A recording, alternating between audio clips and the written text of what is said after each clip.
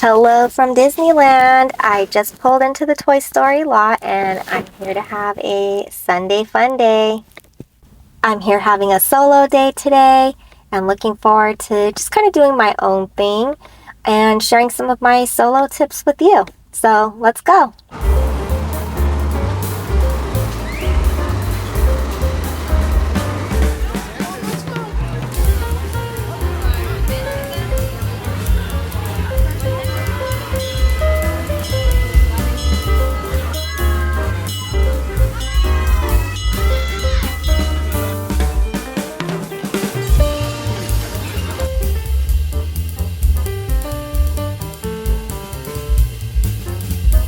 I just arrived to Disneyland and it's about noon. I'm starving, so I'm heading for Plaza Inn for a salad and a dessert. The strawberry shortcake is one of the limited summer dessert offerings here at the park for $7.29, and Magic Key discounts can be used.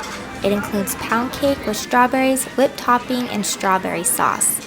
The cake itself is moist and not as dense as I would have thought. It's actually fairly light for a pound cake. Sandwiched between the two slices of cake is the slightly sweet whipped topping and sliced strawberries.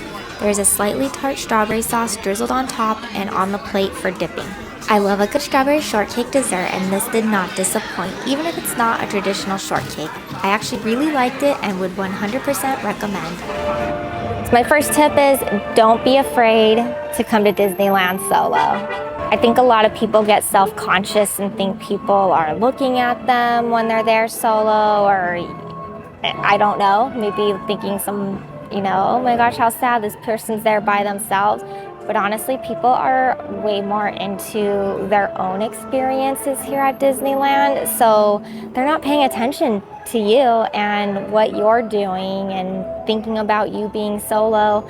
I think you just need to have a mindset to where you're just gonna go and do your thing and enjoy your solo day at Disneyland. I'm in a group for people who go to Disneyland solo, and one of the things that always comes up is that people seem so afraid to actually go to the park solo, and I really don't think you need to be. I get it if you're used to coming with friends or family, and you always have someone there with you, but you really don't need to be afraid to come solo. I'm more of an introvert, so I think it's probably easier for me to be by myself. I kind of almost see it just like running another errand, if you will, like going to the store. I also have to travel for work by myself sometimes, so I think that makes me more apt to be comfortable doing solo travel. If you have not done any type of solo travel, Disneyland is a really easy way to kind of get your feet wet into doing that.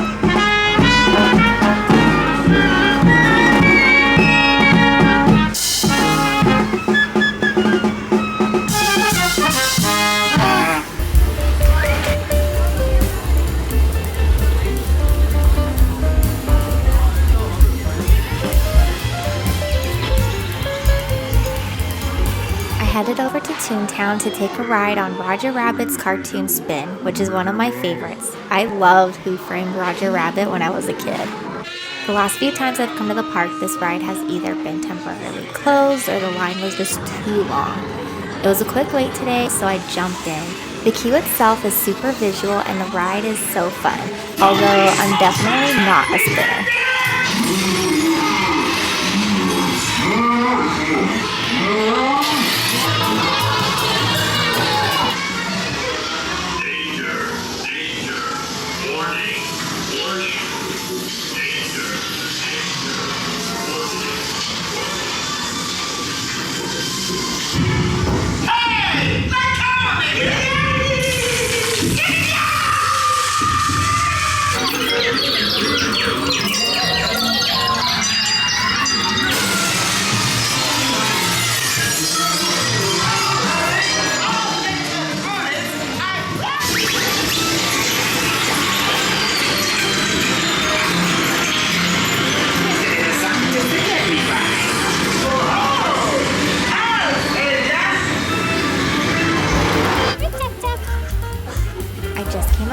Adorable duck hanging out in the flower bed. Daisy, is that you?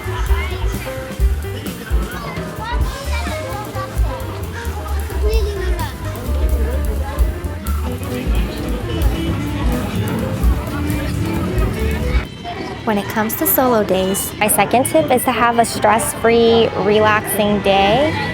You're here by yourself. If you're used to coming with kids and you always have to deal with strollers and diaper bags and everything that comes along with having kids, you get a break from that and take advantage of it.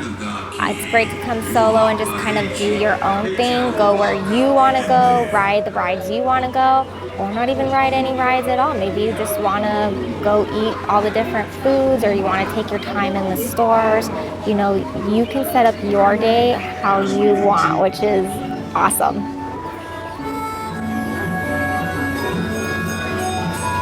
When you come solo, I also feel like you don't need to rush around and try to fit everything in and go here, go there. You can really just take some time to sit back and enjoy your meal, enjoy a drink, and just people watch and just have a relaxing time.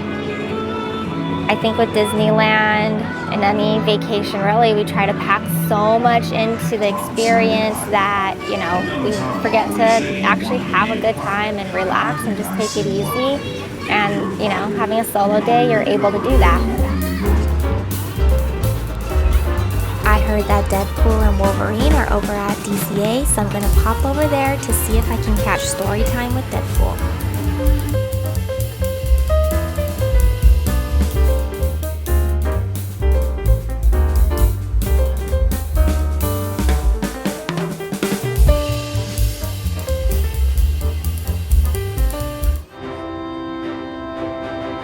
Made it to Avengers Campus. The show is being held outside the Hyperion Theater, so let's head that way.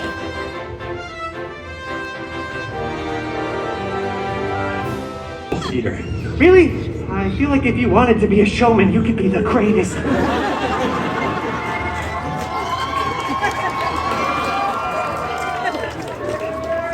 I have no idea what that means.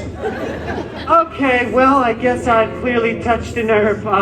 Maybe it's time to wrap things up, kids. The moral of that, I know. He's just very cranky when it's sunny out, and basically when it's dark out and everything in between. I'm starving.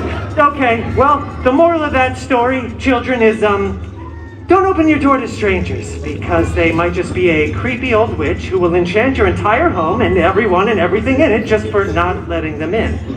It's kind of a weird story, now that I think of it. Oh, really? Okay, well, we're off, but Wolvie, I'll let you do the honors and say the magic words. Oh, What words? you know how all good Disney stories end. And nobody say a post-credit scene, all right? That's only in the FCU, the Feige Cinematic Universe. I'm still workshopping that acronym. I feel like there's just one too many letters. I'm out of here. What? Oh, come on. He did do pretty well, didn't he? Too much fourth wall for you, Wolvie? He's much more of a third wall. The Deadpool show was very short but fun to see. Headed back into Disneyland to catch Alice in Wonderland. My third tip is that if you are a magic key holder, maybe have a few things in mind, but otherwise go with the flow. You have a pass, you can come back anytime. You can have however many solo trips, you can allow yourself to have. So again, don't feel like you have to get it all in, and just see where the day takes you. If this is your first visit and you're a solo traveler, you might want to have more of a plan so you can get more in. But what's great is that you're on your schedule and no one else's. And even if you do kind of have a plan, you can still go with the flow and kind of find that balance of having the perfect day. And my fourth and final tip is to utilize the Disneyland app. Check for wait times. You could do mobile ordering. It's a great way just to kind of figure out your next step. Sometimes I'll be headed in one direction, one ride, and then I'll look at the app and see that there's a shorter wait for, something else, and I'll just quickly change my path and head over to that other ride. I do like to utilize mobile order, when I know I want to eat something or grab a drink or refreshment, a snack, a treat. And mobile order is a great way to get ahead of those kind of rush hour meal times when there's bigger families and bigger groups that you have to contend with. You can just easily order your food and pick it up. Speaking of food, I'm making my way through New Orleans Square to Tiana's Palace. I have not yet eaten here, so I'm looking forward to trying it out.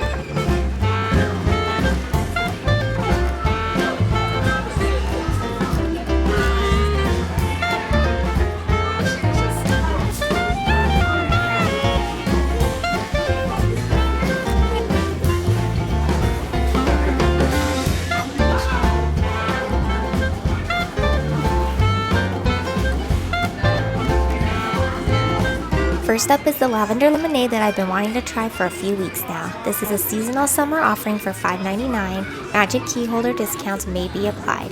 It features a refreshing lemonade with a touch of lavender syrup and a pretty sprig of lavender garnish.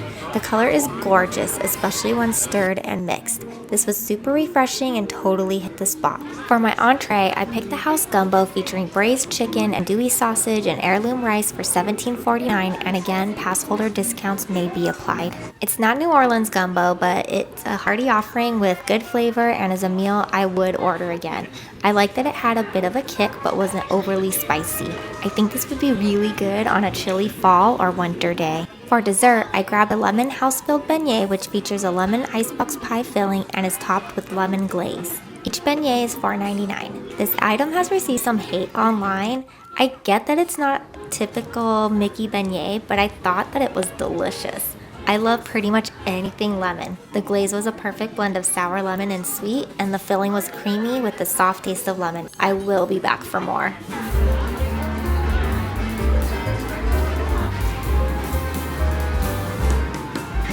Before leaving the park, I wanted to see if there was any new Halloween merch out, even though I'm a day early before all the major drops are happening. There's already a few t-shirts in the Emporium, including this adorable Ghouls Night Out. There is a lot of Nightmare Before Christmas merch, including these Sally ears. There's Zero merch and some really cute sweaters. I'm actually thinking this collared one is super cute. I love the little appliques on it and the collar with the spider webs. Adorable. This Zero hat, on the other hand, definitely on the funky side. With Haunted Mansion Holiday opening tomorrow, they are really pushing the Nightmare merch. There's a lot of fun styles though. I'm actually really liking the color of this dress. Let's take a peek at the print up close. Oh, I love it. Of course, there's a ton of Jack Skellington merch. I think this All Hail the Pumpkin King tee is going to go really quick. There's different styles of tees, ears, and bags. If you love Nightmare, you need to come check this out. A lot of the Nightmare merch is also in the Port Royale store, which is located right next to Pirates. And when I'm here at Disneyland solo, I like to do things that I wouldn't normally do when I'm with a group or with my family. A lot of times we're focused, getting all the rides in, and I like to come by myself and just try some different foods. I like to take advantage of the photo pass. A lot of times my family doesn't want to wait in those lines. Maybe you're someone who loves characters and you want to meet the characters, but you're always kind of so go, go, go when you're here with a group that you don't have time to stop for those character meet and greets. So this is your opportunity to do that and kind of just do what you want to do at Disneyland. I also don't think you need to hesitate if it comes to, getting your own hotel room. Again, like I said, I'm used to having to travel solo for work, so I'm used to staying in hotel rooms by myself. And maybe that's a challenge for you, but you don't experience growth until you challenge yourself and get uncomfortable. So if you've never done a solo trip, solo overnight trip, or weekend trip, that's my challenge to you. Surprise yourself, you might even have fun. I hope all of these tips have inspired you to have a solo day. Thanks so much for hanging out with me. See you next time.